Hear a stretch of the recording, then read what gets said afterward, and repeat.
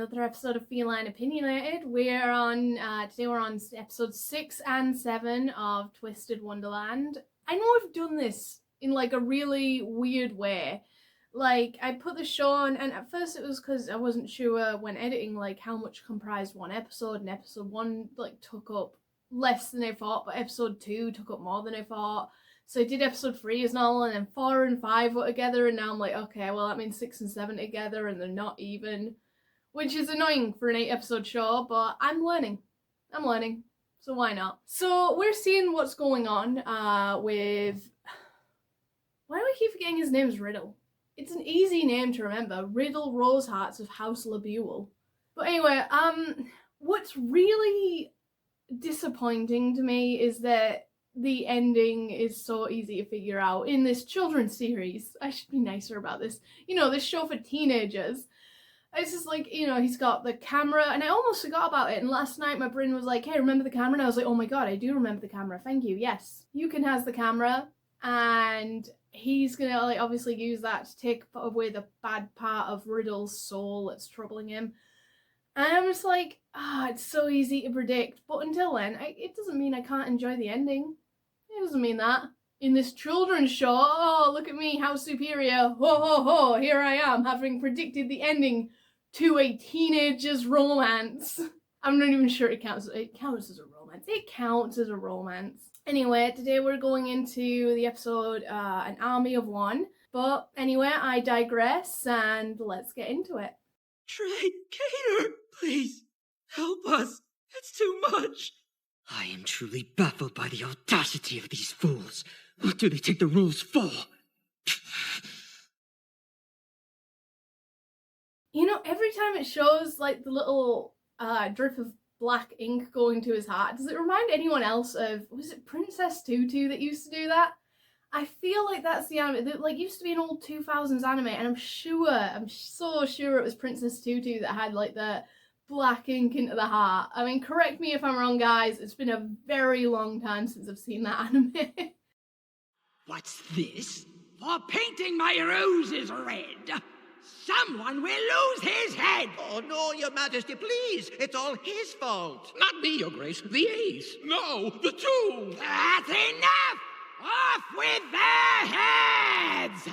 Yeah, okay, so they just, like, there's no replacement for Verna Felton's voice. She was just such an amazing voice actress. She did the Queen of Hearts. She was Aunt Sarah in Lady and the Tramp. Flora, Sleeping Beauty, the fairy godmother in Cinderella. She's a fantastic voice actress, and, like, she just carried over through most of Disney's original films. I'm looking at that bit there where they've just got, like, this replacement Verna Felton, and I'm like, you're doing your best, but I still don't know why they just couldn't go to the archives when it's Disney's own show. It's not like a rip-off Disney show. Such a weird thing. How'd you get your formal wear? Hand-delivered from his room by yours truly. Yeah, it had to be, since someone won't let me in. Ah, right. Yeah, that's a snazzy outfit. Obviously, you've got to dress to the 99s for a party like this. And that means you too, Grimmy. Whoa! Man, I look adorable.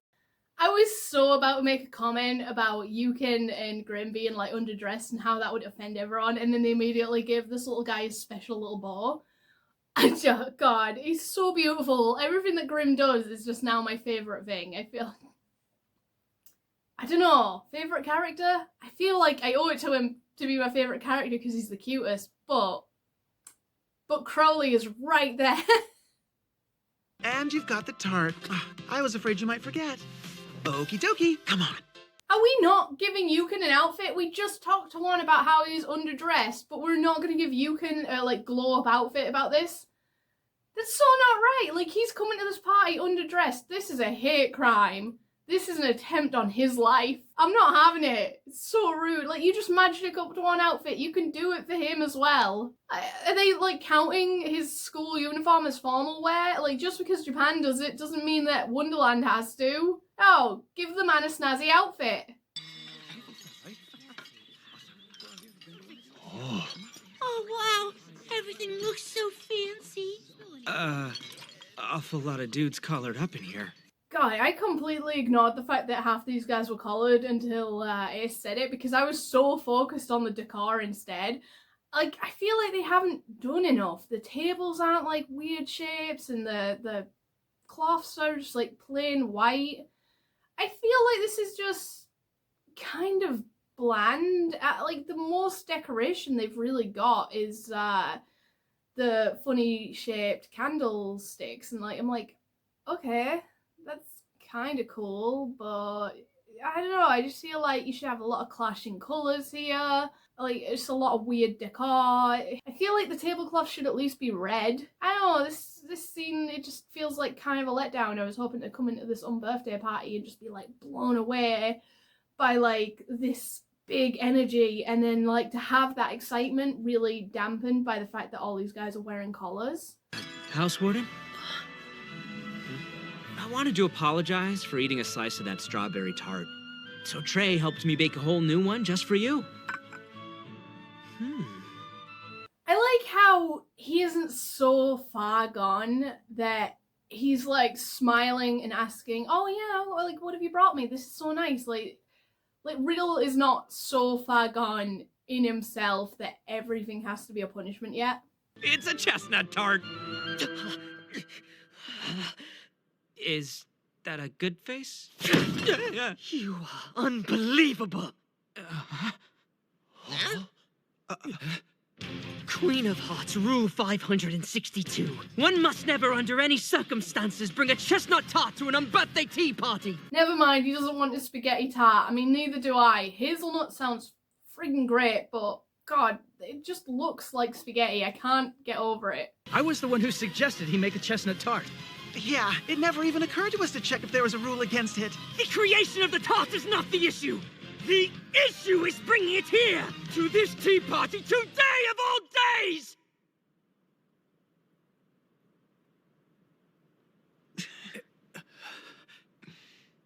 Have you ever done this where you've had like a crash out and just no one is on your side and you have to sort of rethink your entire opinions on something, and everyone's like, babe, no. And I'm like, I've never been wrong in my life. Yeah, babe, you have. Babe, we've seen you do maths. You're always wrong in your life. And you just have to sit there with the rage and know, just know that no one agrees with you. So sad. In the year that I have served as House Warden, not a single student has been expelled or held back a year. Hartslebule is the only house to achieve this feat. What are these other students doing that is getting them expelled and held back a year so much? What are they doing so badly that they keep getting held back and expelled? Like, it's only a year and you're the only house and this is the only time this has ever happened. What is going on with the house? You shall obey! Do you think I take your heads for my pleasure? It is your own fault for straying from the path of success! If this behavior continues, then every one of your heads will roll! Hang on. Go back, babe. Go back. What the hell was that? Why were you being educated by Frau Blucher? I am Frau Blucher. Like, what the hell was that there? What did you just call me? He called you a selfish, nasty, miserable old tyrant. And you don't respect food!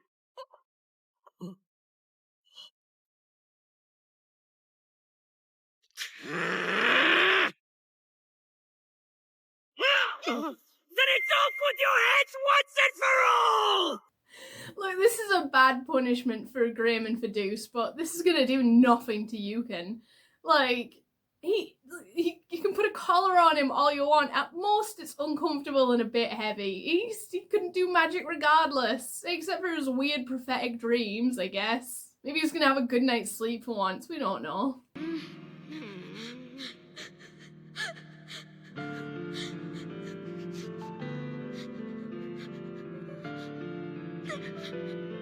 No, Mother, wait, you're mistaken. Please, no, Mother, it's not their fault, Mother, please. Don't show me a sad backstory. I don't want to agree with a tyrant. Oh yeah, it's one of those things. Everyone's just damaged inside, aren't they? I'm like, oh god damn it. Okay, yeah, all right. Let's side with the tyrant. Let's go. You all look so dashing in your little collars. Oh yes. It's a disembodied head! Oh dear. Sorry, loves, forgot I'm not all there.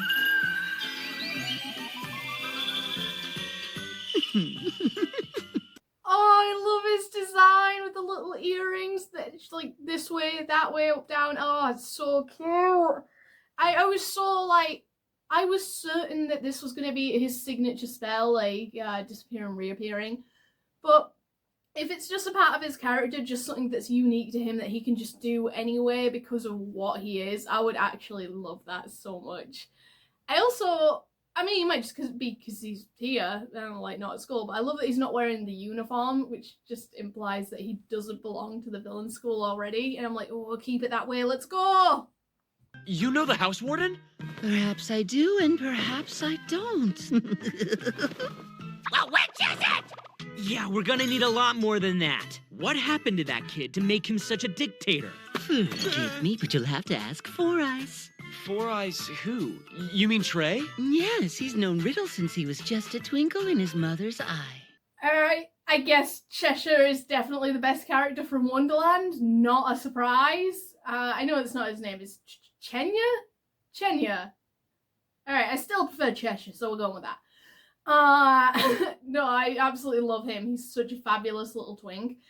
I think my favourite thing though is that he's just being such a prick. Just, oh yeah, so you knew the house warden? Yeah, okay, what was he like as a kid? Oh, ask Trey. We're asking you. I said ask Trey.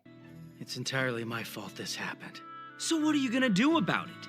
I mean, we know you guys grew up together. Have you always let him boss you around? Some guy named Chenya said as much. I see. And you're older. What are you doing stressing over some underclassmen? Go out there and give him a piece of your mind. Yeah, what they said.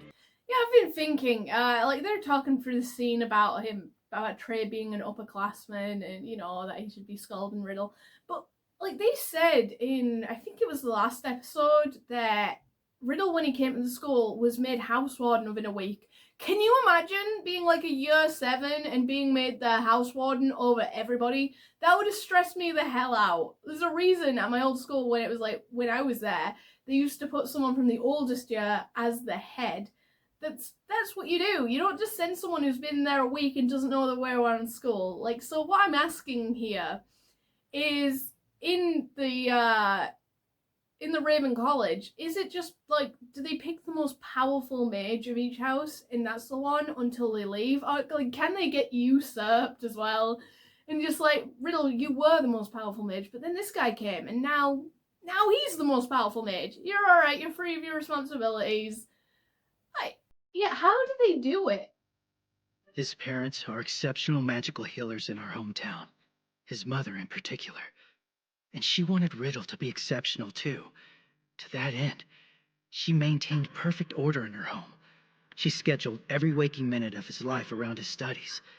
She decided what he ate, what he wore, everything. Even who his friends were. But he wanted to make them proud, so he did as he was told. And he mastered his signature spell at the age of 10. That is all tragically sad that not only does he have no freedom as a child, like to have no creative choice at all, to have everything be structured and no imagination, it's one of the saddest possible fates to me. Like, I had boundless energy and creativity as a kid because my parents allowed me to have that boundless energy and creativity as a kid.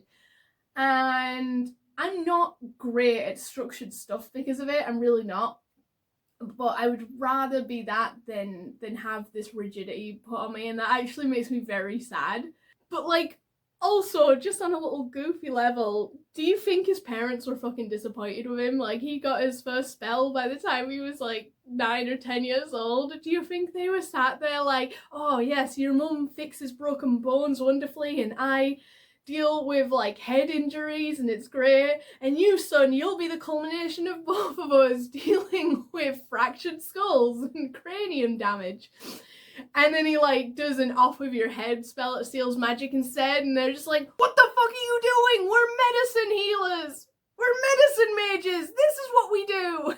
Realized their son was going to be a militant leader instead of a healer. I just don't understand, Sandra, how the fascist regime we forced upon our son made him a militant magician instead of a healer. I don't understand where we could have gone wrong. It's no wonder he turned out like he did. You really can't blame him. No, I guess not. You know, I'm really glad you told us that. I think I get it now. You're the real reason that House Warden Riddle is so messed up, aren't you, Trey? No one gets to choose their own parents, so we can forget about that. But where the heck were you in all this? You had to have some idea his folks were screwing him up. What the fuck? What the actual fuck? It's no! Yeah, you're the reason he's messed up. You were fucking 7-year-olds at the time. Oh god, you were 7 and you weren't calling the police to get him out of an abusive lifestyle. God, you didn't even play therapist to him. You fucking moron. What kind of underdeveloped 7-year-old were you? When I was 7, I was already on the other end of a suicide hotline and you couldn't even get one child out of his bad environment? Fuck you, Trey. No, Mother, wait, you're mistaken. Please don't, Mother. It's not their fault, Mother, please.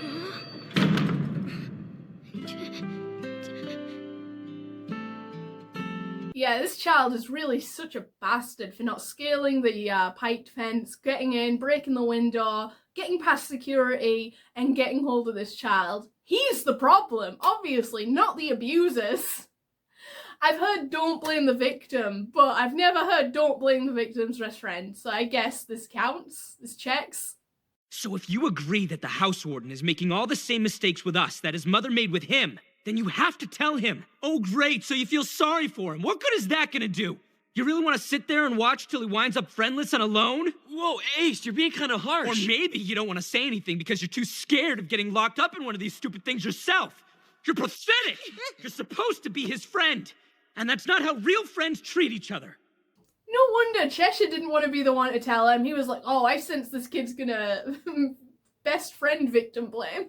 He's gonna blame me for not rescuing this guy when I have teleportation powers. Let's let him blame Trey instead. I'll just be good friend and Trey can be best friend. He can take the heat. Quiet in the library, please, Mr. Traveler.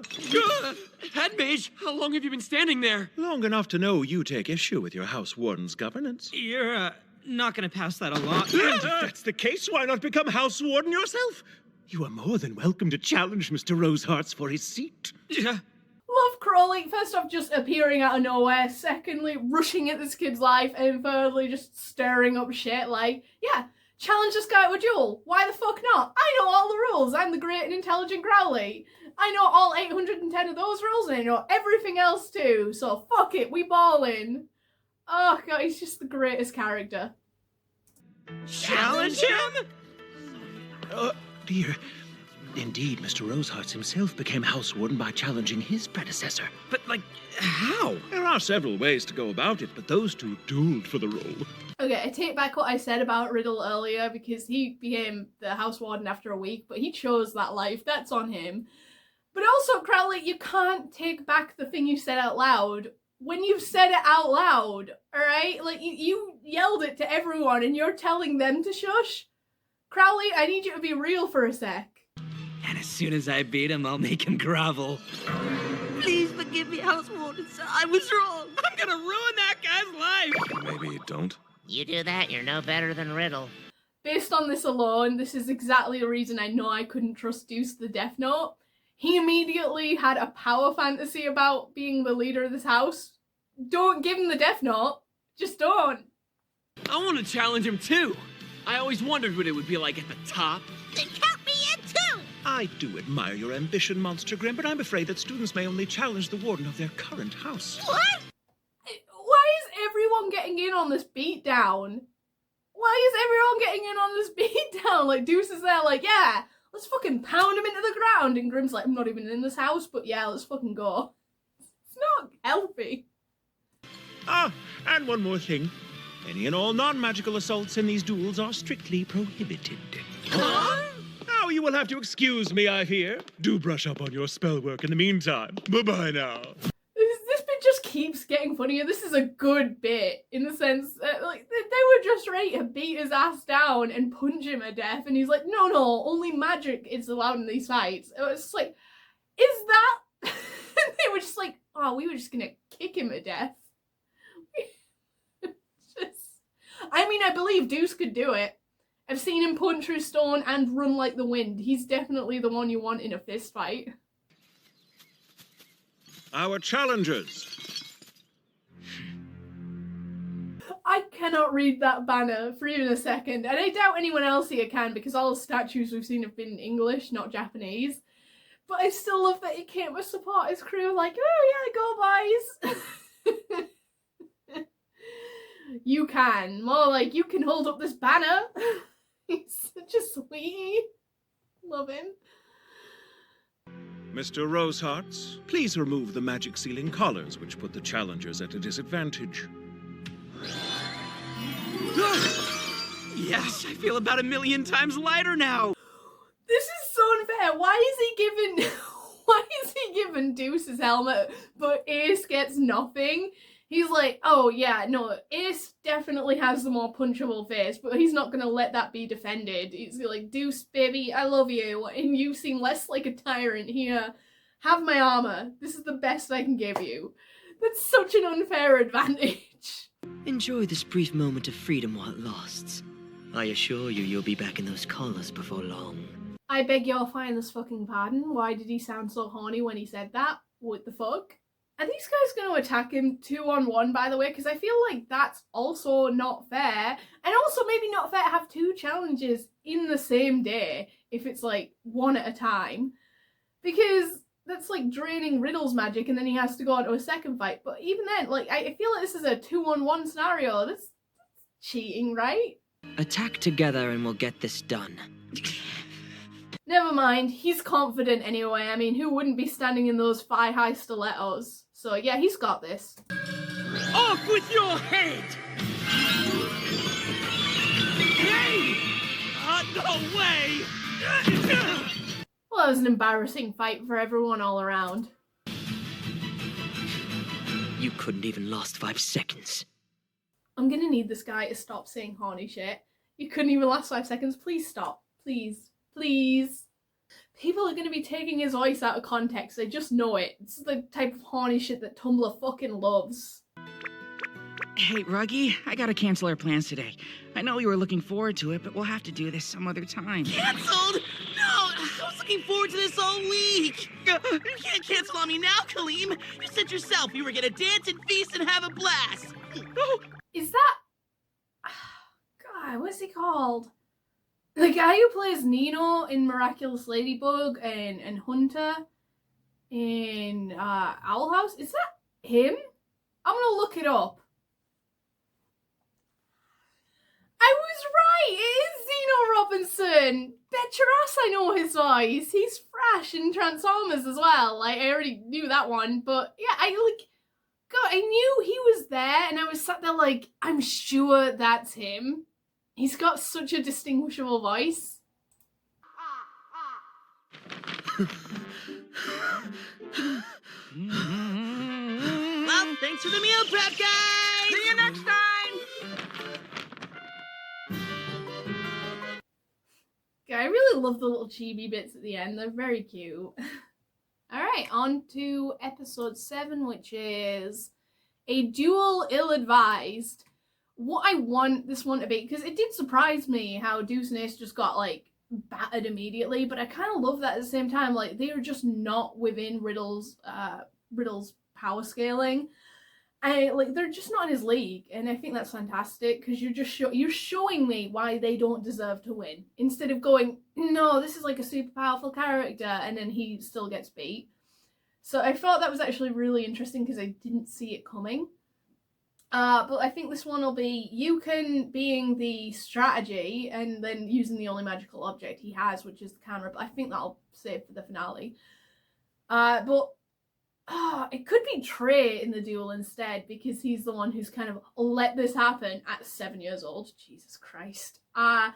No, but I think ultimately, either in the finale or in this one, it'll be Yukon teaming up with Grimm. The strength of one's magic is incumbent on the strength of one's imagination. The more accurately one can visualize the effects of the magic they intend to cast, the greater the precision and power of the end result. It would appear that Mr. Rosehearts has endeavored to hone his magic ever further. I do want to know more about Crowley's magic specifically, because he's been able to sense people's emotions, find out they're not lying, which I think is just a whole unique line. I want to know what his signature spell is. He just seems to be able to do all this like different, it's like passive abilities rather than active abilities, and I just think that's like super cool trait to have. So I do want to know sort of what the limits of what he can do are. Just what sort of pathetic upbringing did you have? It's obvious you were born to parents with no magical ability to speak of. Have you never been trained until being accepted here? Don't slam his family! Don't slam his family! You brat! I've heard enough out of you! Yes! Punch him in the face! I'm so stoked that it wasn't actually Deuce that made the punch. It just feels like when we started the season, Ace and Deuce, they were completely at odds. And now you've got Ace totally willing to punch someone out for Deuce, who obviously has previous anger issues and is very concerned about them. Also, yeah, smash someone's teeth out for talking trash about your friend's family. You don't aim for family. There's topics that aren't safe. You don't do that to people. It's the only reason. No, I've punched people for other reasons. It's one of the only reasons I've punched people.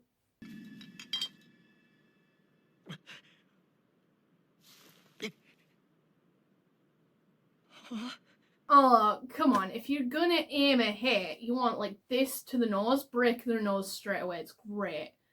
Yeah, that's the movie one. Or if you're gonna throw a punch, go for the eye. Give them a black eye. It's what they deserve. I want to draw blood or create something that's gonna bruise, okay? I crave violence! Forget the stupid duel. Forget being house warden. Let's talk about you! Why do you care what our parents were like? What do they have to do with any of this? We're not trophies for them to brag about. And you can't judge a parent's worth based on how their kid turned out.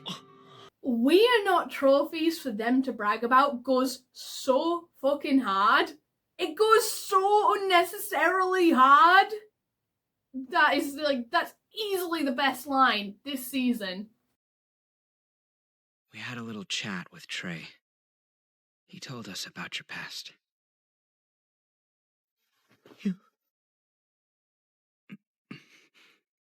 Sure, so you had a crazy, strict helicopter mom who you just had to make happy no matter what. But even now, you're running around whining, "Mommy this and Mommy that." Love how everyone, like Crowley, the students, Grimm, Yukon, everyone looks uncomfortable to be here. Like, this is a conversation between Trey, Riddle, Deuce, Ace, maybe Diamond, and like, yeah, Yukon and Grimm, because they were there for the original reveal, but like, everyone else, I feel like, shouldn't be here, but they're like hearing this on the street, and it's like, oh, if any of us move now, we're fucked. If anyone's talk now, we're fucked. But if we stay here, we're fucked. I remember once I was coming home and I like parked, and I have a nice house, but I don't live on the nicest of streets, okay? So I came home and there was a fight going on outside, and it was two blokes going at each other. One of them had a girlfriend like holding him back, you know, like proper going as in like two grown men shouldn't be fucking fighting this way. And I like pulled up, and then like cause my engine like turned off, 3 sets of eyes like snapped to me, and I was like, oh god, what am I gonna do? Fuck. And it was like this situation of, if I stay in my car, it looks like I'm staring at them at this fight, and like I'm watching. But if I get out of my car, I am in the way nearly of this fight that is happening outside my front fucking door. I was like, but if I don't, but then I was like, and also if I get out, I'm just like, oh my, and I just like, you know what, I feel like staying here is probably worse. So I just like cracked open my door and just 3 sets of eyes followed me, and I was like, carry on, I'm not gonna get in the way of this, and like walked away in my house like, no, I'm not seeing anything, you're fine. Continue your fight. And they did. They immediately like started going back at each other because they realized I wasn't going to be a problem in all of this. And like it was still like this guy's girlfriend trying to hold him back, and I'm like, for God's sake. So I know what it's like to be in an awkward situation where it's like your ass is eating your jeans, and if you move, you feel like it's going to be worse, but if you don't move, you feel like it's going to be worse. It's like rock in a hard place. Happy 8th birthday, Riddle, darling. This is a low glycemic cake meant to help improve your cerebral function. Look, that cake already looked like dog shit. You didn't have to describe it and make it worse. If it's all right, and even if it's only once, I think I'd really like to try a tart topped with big red strawberries. Goodness! How could you even ask? Even a single slice of that growing poison has more than twice the recommended daily amount of sugar. You are never to eat such things! Do you understand? Does anyone remember, like, Codename Kids Next Door? And, like, for most of the part of that, like, and it's not just that show, this is the one that comes to mind. For most of the parts of that, whenever you see an adult, you don't see their faces, you see it from a kid's perspective, so they're cut off at the neck. It's like Miss Bellum in the Powerpuff Girls as well. We always get these characters like this, and like I think this is also an interesting take on that. Like you're not seeing her face, because he's got the trauma of it and it's like blacked out, because like he obviously loves his mom, but she's been traumatized by her too. It's like so much more complicated than just, oh, you know, this bitch, I hate her, oh no, I fully love her. But just seeing her head shaded out but still there, I think that that's kind of a combination of the approaches that I really like. So I just wanted to bring it up. Well, have you finished? Yes, Mother. Yes, I have. Then you will use the hour before your personology class to self-direct your study. Are we clear? Yes, Mother. We're clear. Yeah, I've just realised this kid can't even take a sick day because both his parents are healing mages. He can't even fake sick because they're gonna fix that shit too. You would dare call me a baby? He kinda is, now that you mention it. Right? You don't know anything. You don't know anything! How dare you speak! You don't know a thing about me! You know, a minute ago this outburst wouldn't have affected me, but seeing more of the trauma input by his mom has actually made me really sad, and now that I'm seeing his outburst, I feel really, really bad for him. God, I'm not gonna cry. Don't tell us what to eat anymore! And stop making us sing those stupid songs! I'm so sick of following your orders. Who cares how many sugar cubes we use? So what if I want to drink lemonade at night? I hate the unbirthday parties, they're pointless! Look, an unbirthday party is never pointless. You get to go to a fun event, play croquet, and eat fucking cake. That is delightful. I'll take your other criticisms against him. Maybe stop throwing shit. Like, we didn't want an angry mob, we just wanted him to step down. This was not the way. I can't take it anymore! Step down, you tyrant! Enough! Take a look at yourselves right now! Heckling and throwing things at a duelist? Shame on you all! If you insist on being so disrespectful, then Yukin Enma, will have to take you on! Yukin, more like you can shut the fuck up, guys! This is not how we duel! It's in Yu-Gi-Oh! I know the honor system.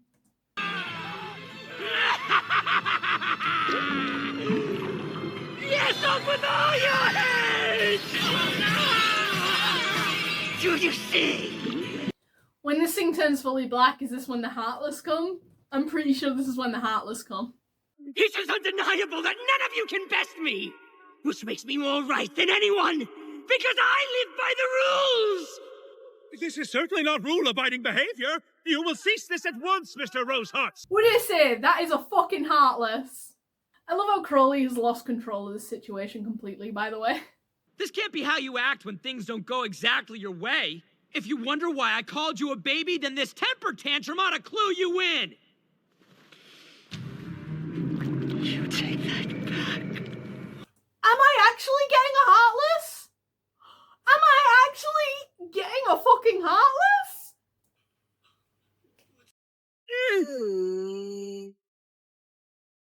Paint the roses!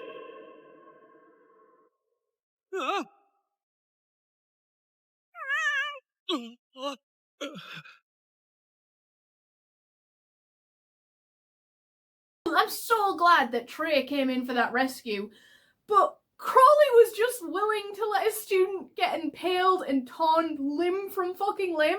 Crowley, what the fuck you doing? Step up, man!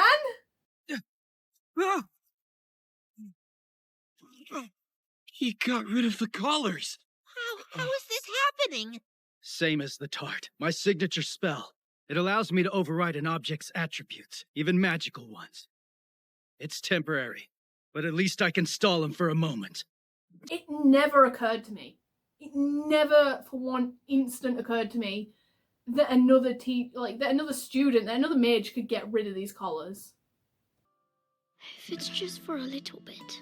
Well, what's your name? Sorry. My name is Riddle Rosehearts. Call me Chenya. My name's Trey. You know, this scene of these three meeting, Chenya's right there.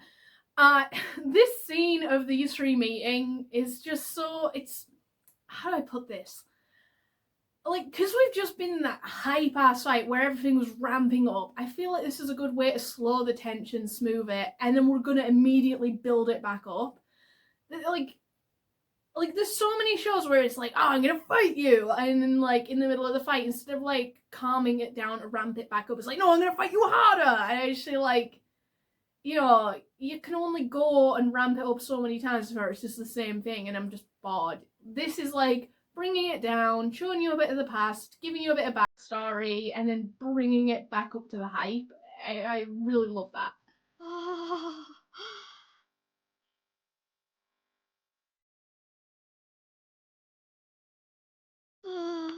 Let's go in the back. Huh? Wow. A bright red strawberry tart sitting on a pure white plate. I bet this is shinier and prettier than any mage stone anyone has ever seen. God, it's the curse of anime food. It's Studio Ghibli all over again. Any food in animation style looks so good. Even things I don't like. There's like stuff I wouldn't eat. And it's still like, no, this is the most tasty thing you've ever looked at. Then again, this isn't limited to Studio Ghibli, and this isn't even limited to good-looking food. The tree stars in The Land Before Time, I'd eat the hell out of that little leaf. It looks so good. The grass in The Land Before Time looks good too. The cherries as well, but less so. For some reason, the grass and the tree stars really have it. They're dewy. Spike eats all that grass, and I'm like, it does look tasty, buddy.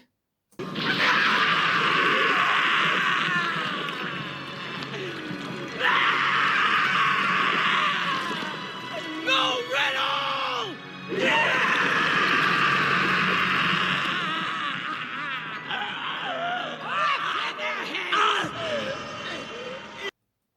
This sounds so painful.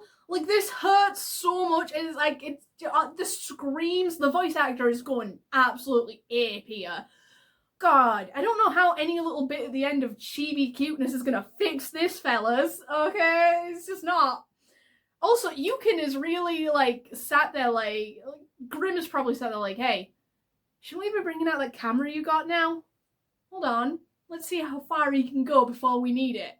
Like, stop waiting till he gets to the extreme, like, to the razor's edge. Maybe use the camera now when he's in all this fucking pain, you dumb bitch.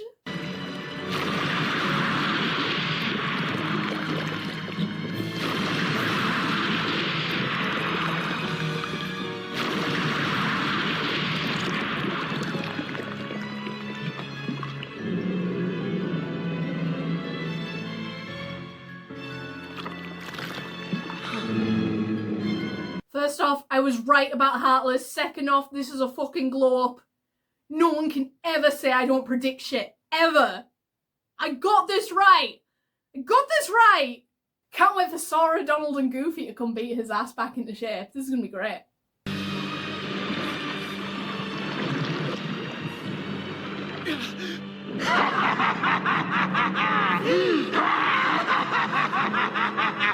What's he doing?